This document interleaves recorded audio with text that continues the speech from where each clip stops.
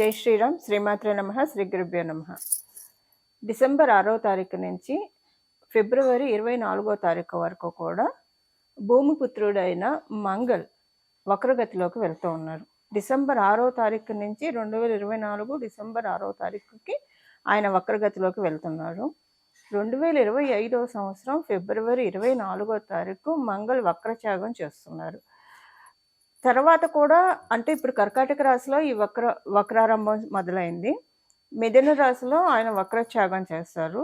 తర్వాత కూడా ఏప్రిల్ 2 వరకు కూడా ఆయన మిథున రాశిలోనే సంచారం సాగించి అంటే 2025 ఏప్రిల్ 2వ తారీఖు వరకు మిథున రాశిలోనే ఆయన సంచారం సాగించి తర్వాత కర్కాటక రాశిలోకి వస్తారు. ద్వాదశ రాశుల వాళ్ళకి ప్రతి ఒక్కళ్ళు మంగళ ఇంపాక్ట్ డెఫినెట్గా మనందరి జీవితాల్లో ఉంటుంది. ఎందుకంటే భూమిపుత్రుడు అసలు మనము మన లైఫ్లో ఎలా ఉంటున్నాము, అగ్రెషన్ అనేది ఎక్కడ చూపిస్తున్నామో అవసరమైన చోటు చూపించాలి, అన్ని చోట్ల మన ప్రతాపం చూపించకూడదు. అలాగని అన్ని చోట్ల చేతులు ముడుచుకొని కూడా కూర్చోకూడదు. ఈ రెండు ఉండకూడదు. ఎవరికైతే మంగళ బ్యాలెన్స్గా ఉంటారో ఎక్కడైతే వాళ్ళు అవసరమైన చోటే వాళ్ళ ఇది చూపిస్తారంటే వాళ్ళ ఫైర్ అవసరమైన చోటు చూపిస్తారు. అనవసరమైన చోట చాలా కామన్ స్టేబుల్ సెటిల్డ్గా ఉంటారు. ఇది మంచి మంగళ మనకు అందించే ఇది. అదే ఒకవేళ మంగళ ఎవరి దాంట్లో అయినా పాడైపోయి ఉంటే ప్రతి దానికి యుద్ధమే అంటే ప్రతి దానికి సంఘర్షణ ఎక్కువ ఉంటుంది వాళ్ళకి లైఫ్లో. అనుకోకుండా వాళ్ళకి లైఫ్లో గొడవలు కూడా ఎక్కువగా ఉంటాయి. ప్రతి ఒక్కళ్ళతో విభేదాలు ఉంటాయి, గొడవలు ఉంటాయి, మనస్పర్ధలు ఉంటాయి. ఏ ఒక్క రిలేషన్లో కూడా ప్రశాంతంగా ఉండదు. ప్రతిదీ కూడా డిస్ప్యూట్స్ తోటి ఇష్యూస్ తోటి ఉంటుంది. ఇది జనరల్ పాయింట్స్ నేను చెప్పేది. ఇప్పుడు మంగళ్ మనకి కర్కాటక రాశిలో ఉండి వక్రగతిలోకి వెళ్ళడం అనేది చాలా విశేషాంశము. దానికి కారణం ఏంటంటే కర్కాటక రాశిలోనూ ఆయన నీచ స్థితి పొందుతాడు. ఎప్పుడైనా ఒక నీచ రాశిలో నీచపడ్డ గ్రహం కనుక వక్రగతిలోకి వెళ్ళిందంటే అది ఉచ్చగ్రహంతో సమానమైన ఫలితాన్ని ఇస్తుంది. ఈ ఉచ్చగ్రహంతో సమానమైన ఫలితాలు ఇచ్చేది ద్వాదశ రాశుల వాళ్ళకి ఎలాంటి ఇంపాక్ట్ ఉంటుంది. అండ్ ద్వాదశ రాశుల్లో 5 రాశుల గురించి మనం ప్రధానంగా అన్ని రాశుల గురించి మనం మాట్లాడుకుందాము. 5 రాశుల గురించి ప్రధానంగా మాట్లాడుకుంటే మేషరాశి, కర్కాటక రాశి, సింహరాశి, వృశ్చిక రాశి, మకర రాశి. ఈ 5 రాశుల వాళ్ళకి ఇంకా స్పెషల్ ఇంపాక్ట్ ఉంటుంది. ఆ స్పెషల్ ఇంపాక్ట్ అందరికీ స్పెషల్ ఇంపాక్ట్ ఉంటుంది. ఎందుకు నేను ఈ 5 పర్టికులర్ రాశులు చెప్పానంటే మేష వృశ్చిక రాశుల వాళ్ళకి ఆయనే రాష్ట్రాధిపతి. కర్కాటక సింహ రాశుల వాళ్ళకి పరిపూర్తి రాజయోగాన్ని ఇస్తాడు. ఆయన ఒక్కడు చాలు వాళ్ళ జీవితాన్ని అప్లిఫ్ట్ చేయడానికి.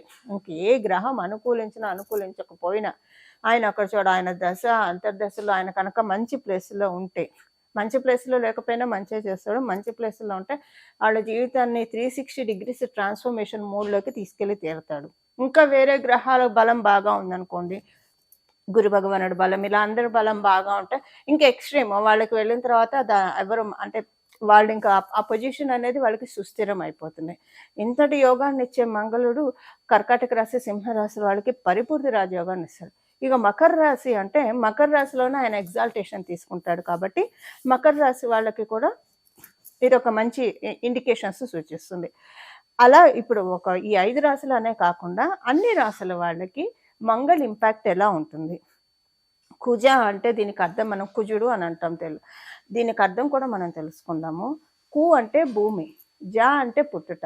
అంటే జా అనేది మనము దేని నుంచి అయినా పుట్టడాన్ని జా అంటాం. భూమి పుత్రుడు కాబట్టి భూమి నుంచి పుట్టాడు కాబట్టి ఆయనకి కుజ అని పేరు వచ్చింది. అయితే ఆయన ఎక్కువగా మనం మంగళ్ అని సంబోధిస్తే కనుక ఆయన చాలా ప్రీతి పొందుతాడు.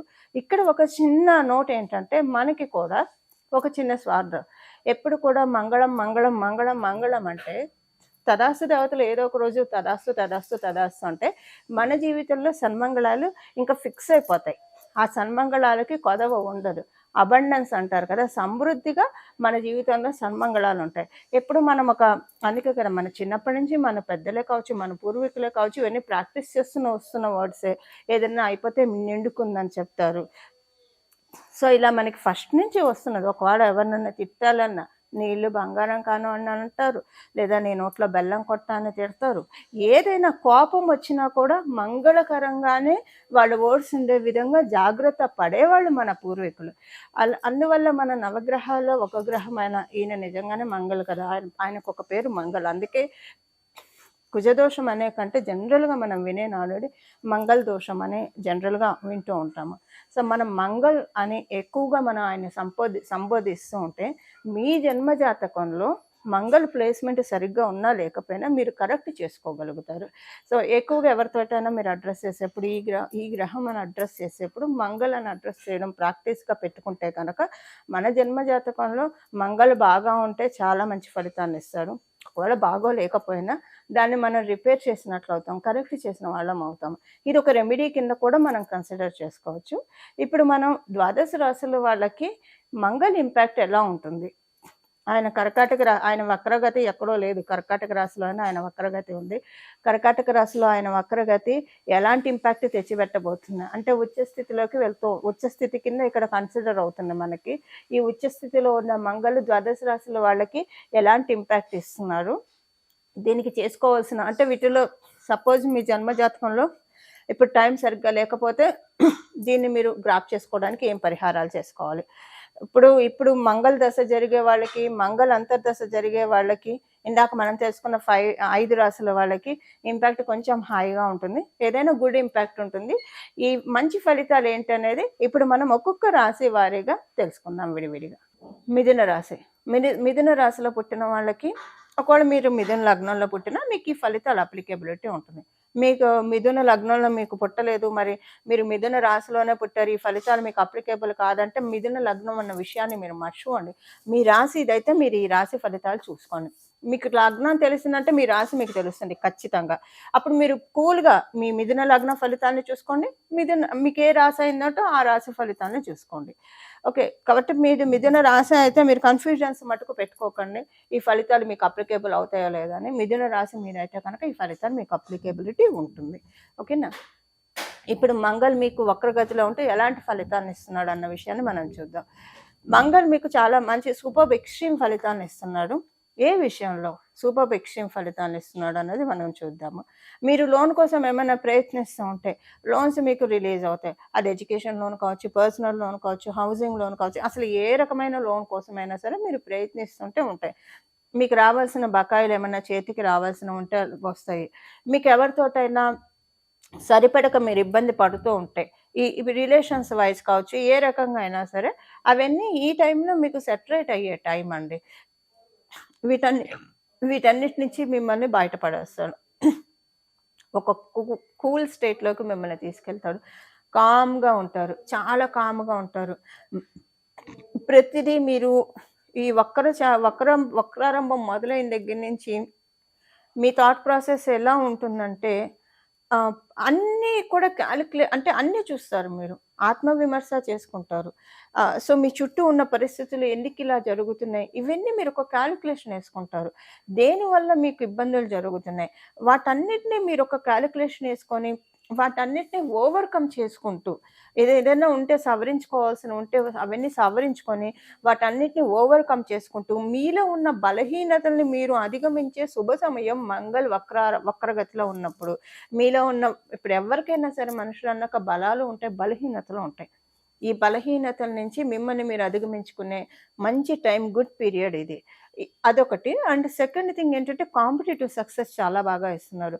మీరు ఏదైనా అంటే కాంపిటేటివ్ ఎగ్జామ్స్ రాస్తేనే సక్సెస్ అని కాదు, మన నిత్య జీవితంలో ఆరాట పోరాటాలు లేకుండా ఎవ్వరికీ ఉండదు. ప్రతి ఒక్కరికి ఇది ఉంటుంది, అప్లికేబిలిటీ ఉంటుంది. అంటే గృహస్థాశ్రమ ధర్మంలో ఉన్న వాళ్ళకి, సాంసారిక జీవితంలో ఉన్న వాళ్ళకి ఆరాట పోరాటాలు జీవితంలో నిత్యదైనందిన జీవితంలో ఒక పార్ట్. ఈ ఆరాట పోరాటాల్లో గెలుపు మీది అవుతుంది. ఇప్పుడు మీకు మంగళ స్ట్రెంత్ చాలా బాగా ఉంది కాబట్టి. దాంతోపాటు ఏంటంటే మీరు మీ ఎల్డర్ సిబ్లింగ్స్ అంటే మీకు ఒకవేళ అక్కయ్యలు అన్నయ్యలు ఉంటే వాళ్ళకి మంచి సమయం ఇది. ఇప్పుడు మీ జాతక రీత్యా చాలా మంచి సమయము. వాళ్ళ దగ్గర నుంచి ఏదైనా గుడ్ న్యూస్లు అంటే వాళ్ళ జీవితానికి సంబంధించిన ఏదైనా గుడ్ న్యూస్లు మీరు వినడానికి ఛాన్స్ ఉంది. సపోజ్ మీకు ఎల్డర్ సిబ్లింగ్స్ లేరు అనుకోండి, అక్కయ్యలు అన్నయ్యలు లేరే అనుకోండి, అప్పుడు మీ ఫ్రెండ్స్ ఒకవేళ పెద్ద కౌంటెడ్‌గా ఫ్రెండ్స్ లేరు. జస్ట్ హాయ్ బై రిలేషన్ అనుకుంటే కనుక, అప్పుడు మీకు ఫైనాన్షియల్‌గా చాలా బాగా ఉంటుంది. అంటే మంచి స్టేజ్‌లోకి తీసుకెళ్ళే ట్రాన్సిట్ ఇది.